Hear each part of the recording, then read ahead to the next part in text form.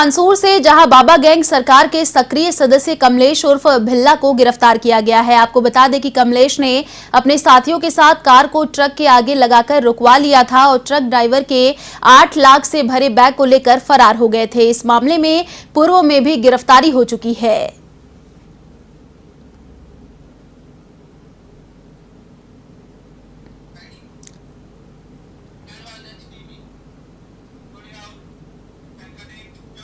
खबर पाली के तखतगढ़ से है, जहां 2 गुटों में हुई मारपीट के बाद पार्षद समेत वाल्मीकि समाज के लोगों ने स्वामी विवेकानंद बस स्टैंड पर टेंट लगाकर धरना दिया। साथ ही मारपीट के विरोध में सफाई कर्मियों ने नगर में सफाई नहीं की। सूचना पर सुमेरपुर तहसीलदार गोपी किशन पालीवाल ने मौके पर पहुंचे, जहां वाल्मीकि समाज के लोगों ने ज्ञापन सौंपा। दूसरी ओर सफाई कर्मी शारदा वाल्मीकि ने रिपोर्ट में बताया कि वह अपनी भांजी कविता की तबीयत खराब होने पर भंवरलाल के यहां उसे दिखाने गई थी, जहां उनके बेटों ने जाति सूचक शब्दों से अपमानित करते हुए उनके पार्षद बेटे सूरज के साथ मारपीट कर दी। तो वहीं दूसरे पक्ष के भंवरलाल जाट ने रिपोर्ट में बताया कि पार्षद सूरज वाल्मीकि सहित 3-4 जनों ने उनके परिवार पर हमला कर दिया, जिसके चलते बेटा सुनील घायल हो गया। ऐसे में पुलिस ने दोनों पक्षों की रिपोर्ट दर्ज कर मामले की जांच शुरू कर दी।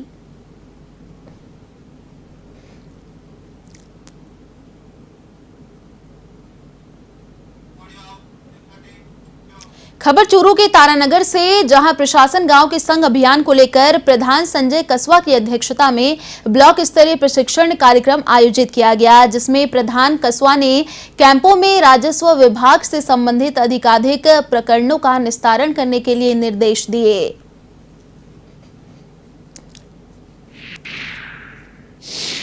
ट्रेनिंग कार्यक्रम जिसमें सरपंच, ग्राम सेवक और वार्ड पंचों ने भाग लिया का आयोजन किया गया, जिसमें बताया गया कि सरकार के 19 विभिन्न विभागों से संबंधित गांव में अंतिम छोर तक बैठे हुए व्यक्तियों की समस्याओं का समाधान किस प्रकार से किया जाकर ज़्यादा से ज़्यादा इस योजना से आमजन को लाभान्वित किया जा सके के बारे में विधायक श्रीमान नरेंद्र जी बुडानिया के निर्देशानुसार उन्हें प्रशिक्षण दिया गया। बारा के छबड़ा मोतीपुरा थर्मल में हुए हादसे के बाद परिजनों और ग्रामीणों ने मांगे नहीं माने जाने तक शव लेने से इंकार कर दिया। परिजनों और ग्रामीणों ने भारी संख्या में पहुंचकर थर्मल प्रशासन पर गंभीर आरोप लगाए और श्रमिक के परिजनों को मुआवजा एवं सरकारी नौकरी दिए जाने की मांग की गई। आपको बता दें कि बुधवार को चौथी इकाई की ईएसपी ढह गई थी, जिसमें 4 श्रमिक दब गए थे। 3 को निकाल लिया गया था, जिनका उपचार कोटा चिकित्सालय में जारी है, और एक श्रमिक पिछले 6 दिनों से मलबे में दबा हुआ था, जिसको भी मलबे से निकालकर छबड़ा चिकित्सालय लाया गया, जहां भारी संख्या में पहुंचे परिजनों व ग्रामीणों ने मांगे नहीं माने जाने तक शव नहीं लेने की बात कही।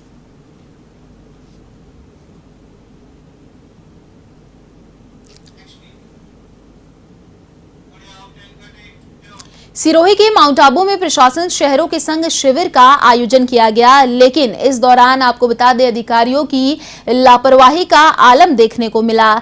शिविर का समय सुबह 10:30 बजे का था, लेकिन उस समय तक केवल टेंट ही लगाए जा रहे थे। इसके अलावा लोगों की जानकारी के लिए वहां किसी भी तरह की जानकारी का इंतजाम नहीं दिखा। लोग भी केवल आधी अधूरी जानकारी लेकर घर लौटे। कुल मिलाकर यह शिविर केवल खानापूर्ति ही नजर आया।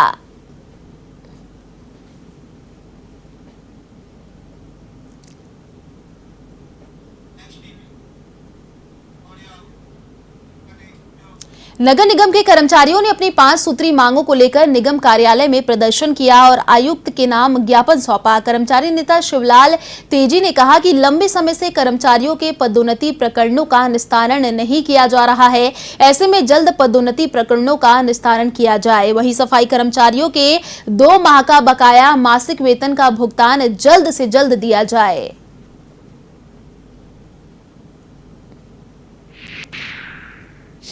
ओम प्रकाश जावाज स्वास्थ्य निरीक्षक है, उसके खिलाफ एक बिना आधार के आदमी ने शिकायत की है और उस शिकायत पर जो कार्रवाई की जा रही है उस कार्रवाई को ड्रॉप कराने की मांग है। नंबर 2 है, करीब 7 वर्ष से नगर निगम के कर्मचारियों की पदोन्नति का निर्धारण नहीं किया जा रहा है, तो उनकी पदोन्नति की समय पर की जानी चाहिए। ये हम काफ़ी टाइम से बात कर रहे हैं। पिछले 15 दिन से ट्रक ऑपरेटर संघर्ष समिति अवैध खनन रॉयल्टी के डीजीटी ग्रुप का लाइसेंस रद्द करने की मांग को लेकर विरोध प्रदर्शन कर रहे हैं। समिति के सदस्यों ने कलेक्ट्रेट पर प्रदर्शन कर मुख्य सचिव के बीकानेर दौरे के दौरान घेराव की चेतावनी दी है।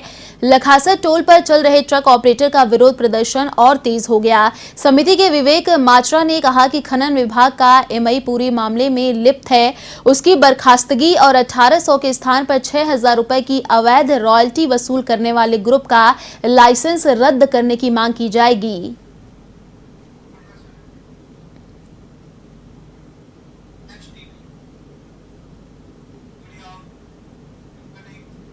भीलवाड़ा जिले के हुड्डा ग्राम में विद्युत विभाग में कार्यरत लाइनमैन की मौत का मामला तूल पकड़ता जा रहा है। विभाग के कर्मचारियों में आक्रोश व्याप्त हो गया और उन्होंने मोर्चरी और जिला कलेक्ट्रेट पर प्रदर्शन किया और ज्ञापन भी सौंपा, जिसमें उन्होंने झोला छाप डॉक्टर के खिलाफ कार्रवाई करने के साथ मृतक के परिजनों को मुआवजा दिलवाने की मांग की।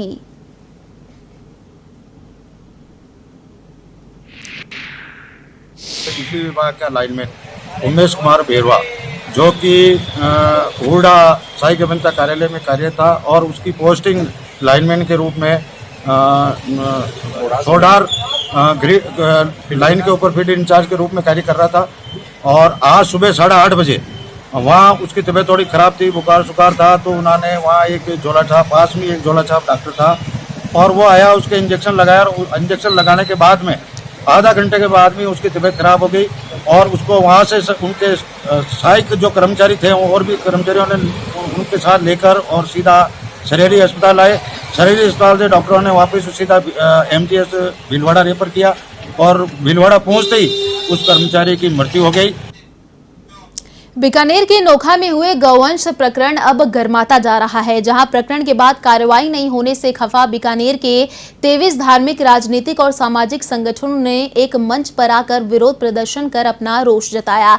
जहां संगठनों का आरोप है कि गायों की हत्या कर उनके मांस की तस्करी बड़े पैमाने पर हो रही है। ऐसे में इस तरह के तस्करों पर कार्रवाई के साथ नकेल कसने की आवश्यकता है। वहीं सभी ने विरोध करते हुए आरोपियों के खिलाफ कार्रवाई की मांग कर जिला पुलिस अधीक्षक को ज्ञापन सौंपा। पूरे हिंदुस्तान और राजस्थान में गौ माता को माता के रूप में पूजा जाता है, एक आस्था है हम सब के बीच में। उसका 10 कुंटल मांस मिलना वो हमारे लिए बहुत ही शर्मनाक है। हम इस बात को सरकार और तो भी हमारे मुखिया को अवगत कराएंगे और उसके लिए जनता से इसकी जांच होनी चाहिए, RS लेवल पर इसकी जांच होनी चाहिए। प्रशासन इसकी खुद कलेक्टर साहब इसकी मॉनिटरिंग करे, हम सबकी मांगे। और मांस को जैसे जिस तरह से लोगों ने 10 कुंटल इकट्ठा किया है उसके खिलाफ सख्त से सख्त कार्रवाई और आगे भविष्य के अंदर ऐसा कुछ